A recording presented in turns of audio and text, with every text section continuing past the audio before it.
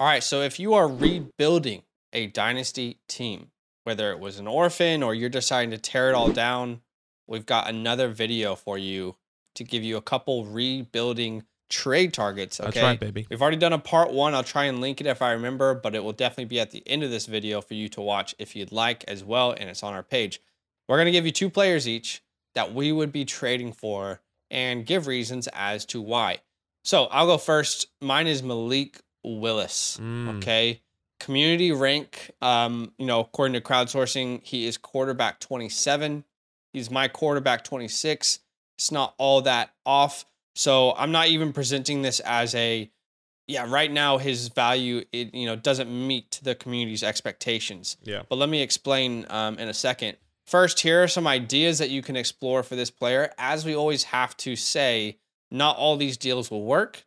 They are ideas to try, and some will work, some won't work, but it's at least a conversation starter. I think all these I put into a trade calculator. Right. Depends on what you use, right? We don't really like trade calculators, but most of them were valid. So Tom Brady for Malik and a third. That's possible for a win now team. Michael Thomas for Malik in a 23 third. Matt Ryan for Malik in a 23 fourth. You can do straight swaps for Penny, Gesicki, Lockett. You'll have to give a little bit extra if you do the Singletary, Goff, and Mayfield trades. But I think, I don't look at a single one of those players that I'm giving away and think, man, I really want those guys for a rebuild. Those guys are going to be very important for me rebuilding my dynasty team. They all seem like players I'm completely happy to ship off. Yeah. But let's talk about Malik Willis. Firstly, there's no pressure to compete right now for Malik Willis on this team. And that will pretty much line up with your strategy because there's obviously no pressure for you to compete right now as well. He doesn't play games. He doesn't help you win games, and you don't want to win games right now while you're rebuilding. And also the fact that there are no expectations for Malik stepping in year one is actually very healthy for his growth. Right. Doesn't have any pressure. He can sit back. He can look at what Ryan Tannehill is doing with this offense. He can learn the playbook. He can let the NFL come to him. He doesn't have to step in and immediately pretend that he knows exactly what he's doing. He's going to have that chance to mature naturally. Second is, let's look at the identity of this current Tennessee Titans team. I want to take you on a little journey here. Okay, we're going back to the year 2018. Little journey, right? Just a little one. Pre-COVID, before the world fell apart, whatever you want to say. What a time. 2018, okay? Think about the Baltimore Ravens in 2018. They had Joe Flacco.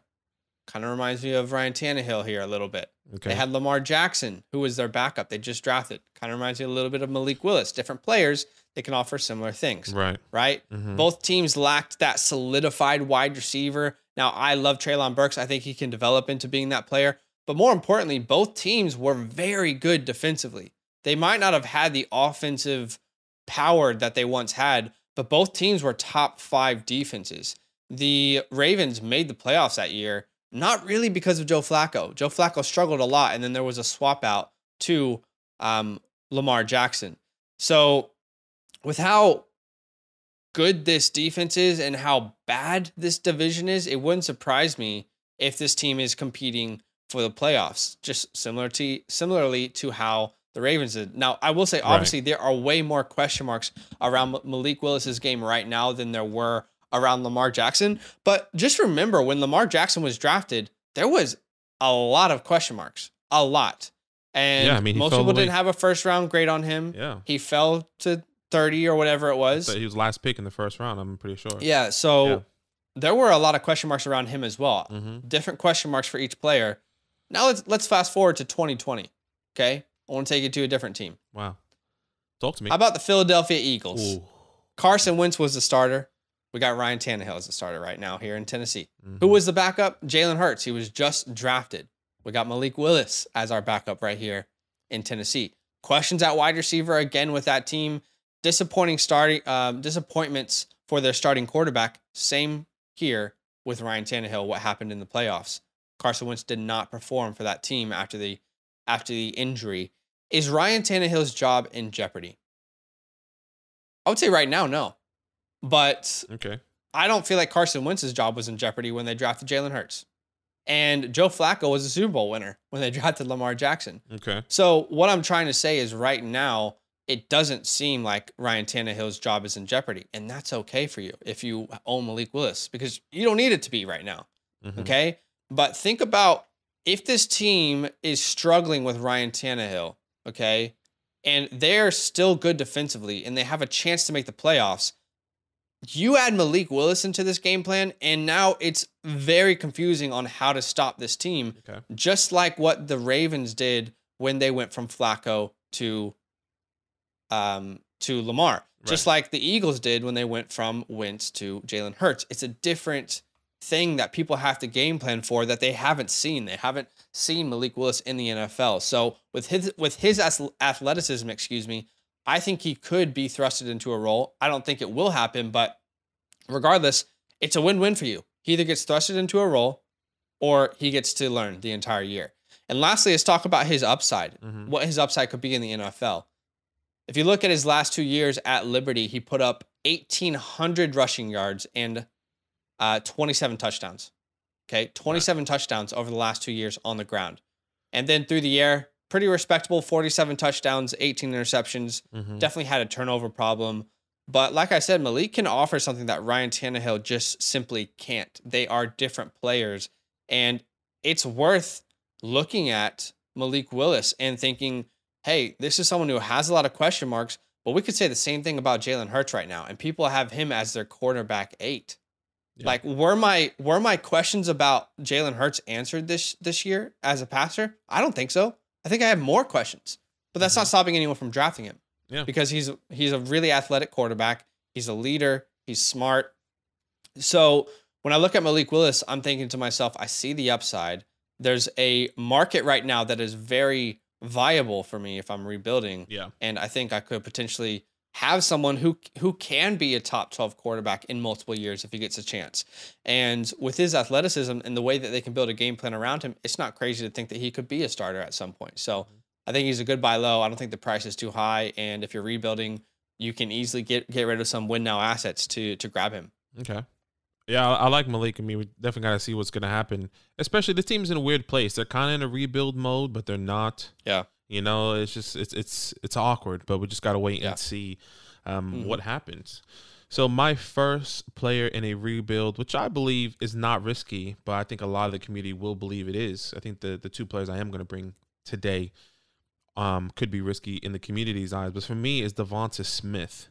Okay, the community ranking wide receiver 21. Mine is actually 25. So the community is actually a little bit higher, which doesn't make sense in my opinion because a lot of people I've seen have him, 28, 29, 30. That's kind of the range the community, I think the community has him in, or at least draft him in our mock drafts. Once again, the ideas that you guys should explore, and I would personally be exploring if I'm trying to get Devonta Smith in a package, however different way, you guys can take this how you will. These are people I would be trading away to try and get Devonta Smith in some sort of way. DeAndre Hopkins, Christian Kirk, Brandon Ayuk, Mike Evans, DJ Moore, Keenan Allen. I just believe Devonta Smith is more talented, is probably also in a better position than some of these guys. And I just believe in Devonta Smith and what he can do. And that's just one part of it, okay?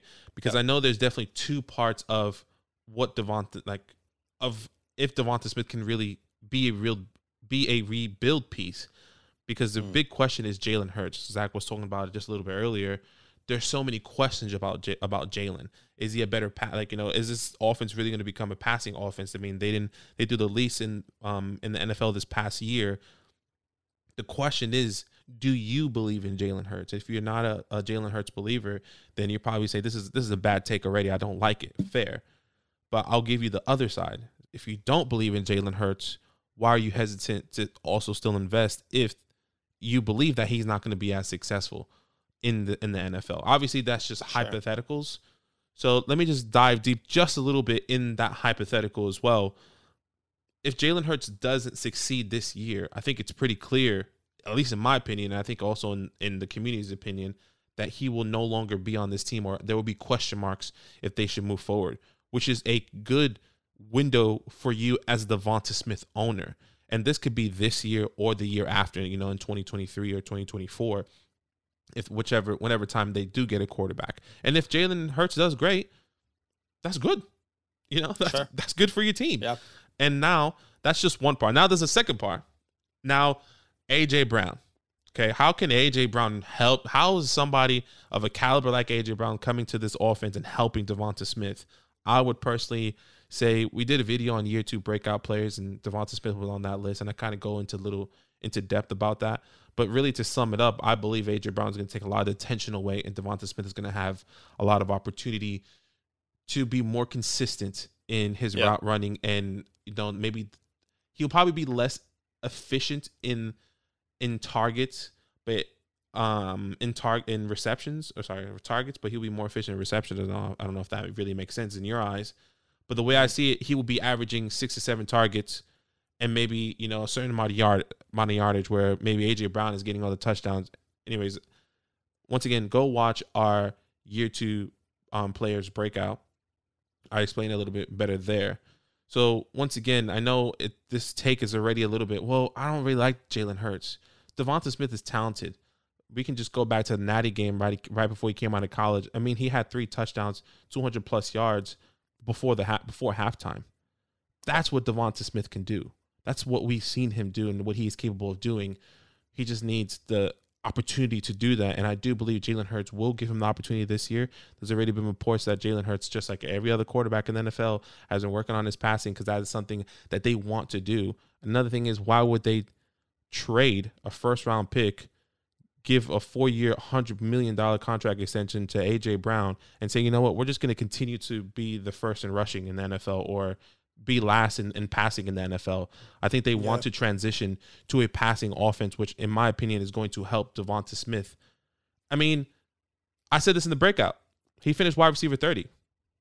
If he finished wide receiver 15, that's great. That's more than half. So I think of course it is, but I mean, he didn't. He didn't, and that's what we're. You could say that about anyone. That's what we're hoping for this year. And once again, Devonta Smith, I believe, could be a good rebuild piece. If it's not this year, if Jalen Hurts isn't the guy, great. The year after, there could be a quarterback coming in that could be a lot better and a more pass-efficient quarterback for Devonta Smith. Once again, it's a bit risky, but I really, really love Devonta Smith.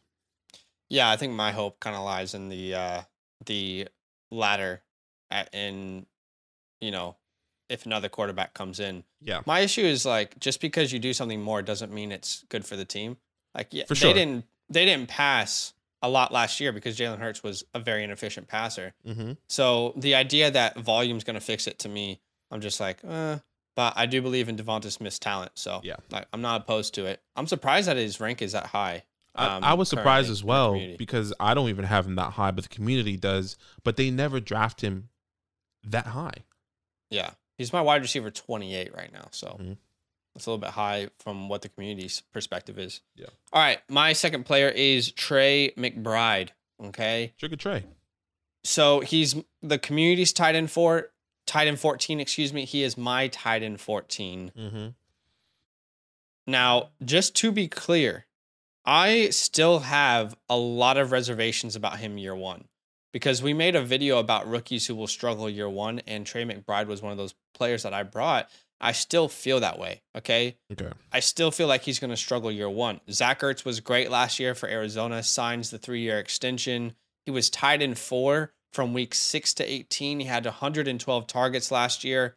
So I'm hesitant to maybe draft him as high as people are in startups, like 10th round.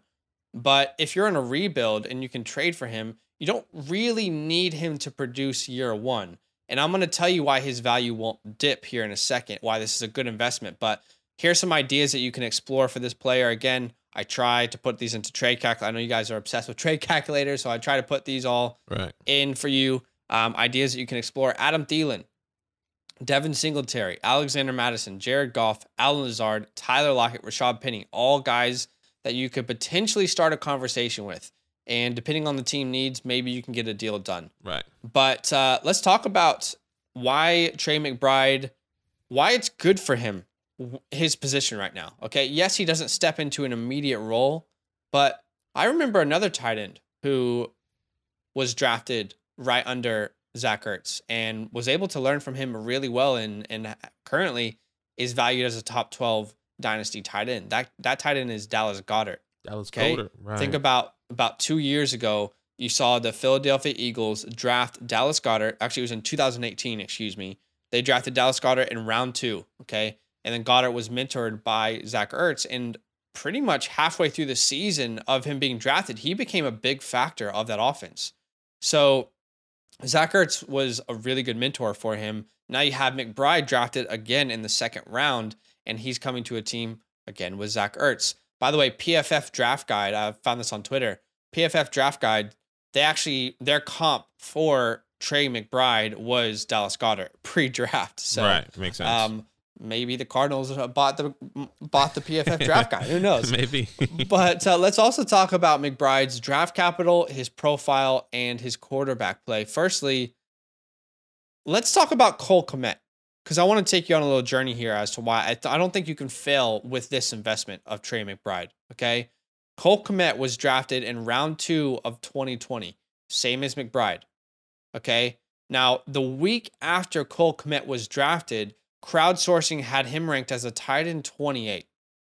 Okay, now when his rookie season began, so after training camp, everything, he was a tight end 24. This is Cole Kmet still. Now he was stuck behind who? Jimmy Graham. Yeah. McBride is currently stuck behind Ertz. And Cole Kmet had one stinker of a rookie season. 28 receptions for 243 yards and 2 touchdowns. Okay? McBride is going to have a bad year. But have we seen a player in his position like Cole Kmet? Did his value drop?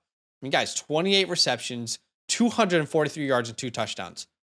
Did Cole Kmet's value dip? No, actually, it only ever increased ever since he was drafted. And today, he's the top 10 tight end according to crowdsourcing. Keep Trade Cut is something that we use a lot.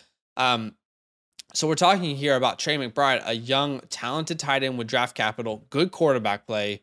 I don't see how his value goes down, even with the transition period happening. That might take a couple of years, but the same happened for Cole Kmet. 2 whole years he was stuck behind Jimmy Graham, and his value never decreased because people knew he was talented. They saw that the opportunity would eventually open up, and there's a talented quarterback there in Justin Fields. Now you have someone who's even more proven here in Kyler Murray, and I think that's why you're seeing McBride's ranking already higher than what than Cole Kmet's was.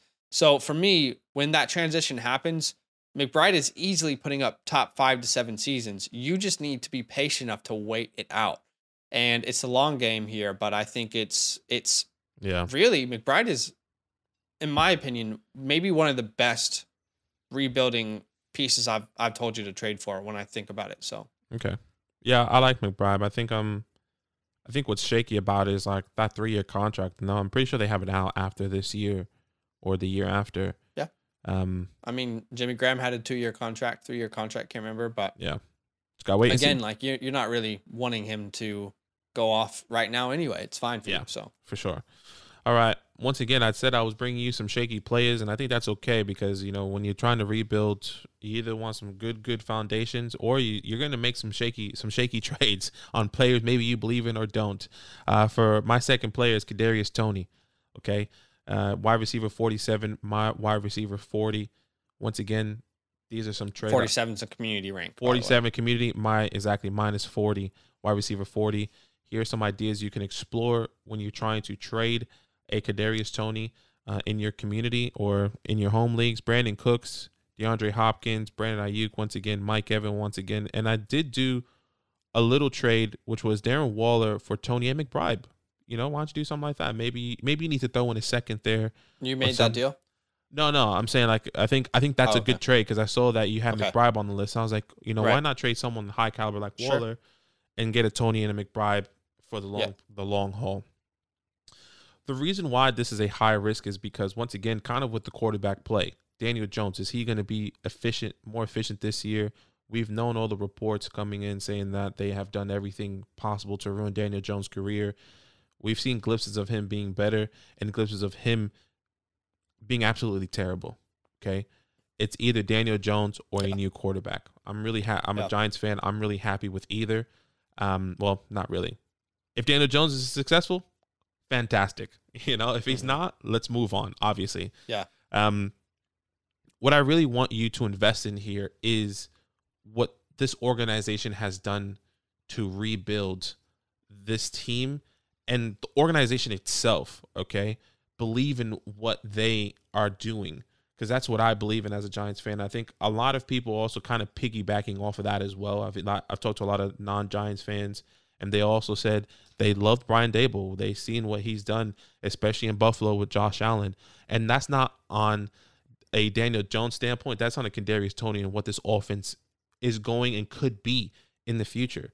And this is going to be the first year that they're implementing that for Kadarius Toney and this Giants team. And I think that is something special. Okay. And I know you're probably saying, well, Kenny G is there. He has a 4-year contract. They actually have an out next year. So I won't be surprised if they move on from him and Kadarius Toney could be the true main focus, or they draft another guy. Really, you don't see much of what Kadarius Toney has done, but when he is on the field and healthy, we have seen him shine. I said this multiple times. Go back to that Week 5 game against Dallas. 10 receptions, 13 targets, 189 yards, nearly 30 fantasy points, and that wasn't even with Daniel Jones. That was with Daniel Jones, I think, in the first quarter, and then he got a concussion. That is with Mike Glennon, right? That's also with Kadarius, Kenny Golladay on the field for the first and second quarter of the game. Then he got hurt. But when Kadarius Toney is on the field and is healthy, he is explosive. Coming out of college, I'm pretty sure he was number 1 in yards after the catch. And yards after the catch here, that's where he does his job. That is his gem, is yards after the catch. And when you get that on a person like a Kadarius Toney, I think it's prime. And then the reason why I'm saying that you guys should get him now instead of maybe in this year to come, or maybe when there's more solidified answers about Daniel Jones or this quarterback, is that his price is going to skyrocket. Once Daniel Jones is out, I think that's where people are going to say, it doesn't matter who's coming in. I'm so excited. I'm excited for who that quarterback's going to be. Tyler Van Dyke, Will Levis. I doubt we'll get CJ. I doubt we get Bryce. Whoever that quarterback's going to be, even if it's another quarterback in the NFL, whatever that case, I think that a lot of people are already saying that's better than Daniel Jones. That's more efficient than Daniel Jones. And I think if you do that too late, Kadarius Toney is going to skyrocket. Once again, we only saw a little glimpse of him, but if you can get him now and believe in the head coach and this offense, the offensive coordinator came from Kansas City, who was running the plays with Patrick Mahomes, literally drawing up the plays and running the plays with Patrick Mahomes and Andy Reid. Now he's the offensive coordinator with head coach Brian Daboll. Kadarius Toney is going to be, in my opinion, a gem coming in the next couple of years. And maybe I'm saying that biasly, and maybe I'm not. That's why I said these are two takes that I do believe are a bit shaky in the community's eyes. But in my rankings, and I think in our community, we've kind of seen where people really do believe in Kadarius Toney and a Devonta Smith. So I would definitely take the chance if I were you guys. Yeah. Those are 2 options for you guys each. Let us know what you think in the comments below. It's okay to disagree. Let us know. Yo, what's good? Thanks for watching. We got a lot more videos. A lot more. If you want more videos. Watch it. You can also subscribe. Right now. If you want to. You need to. And lastly, don't forget that you can sign up to support the show and get exclusive content by going to patreon.com/FantasyLandFam.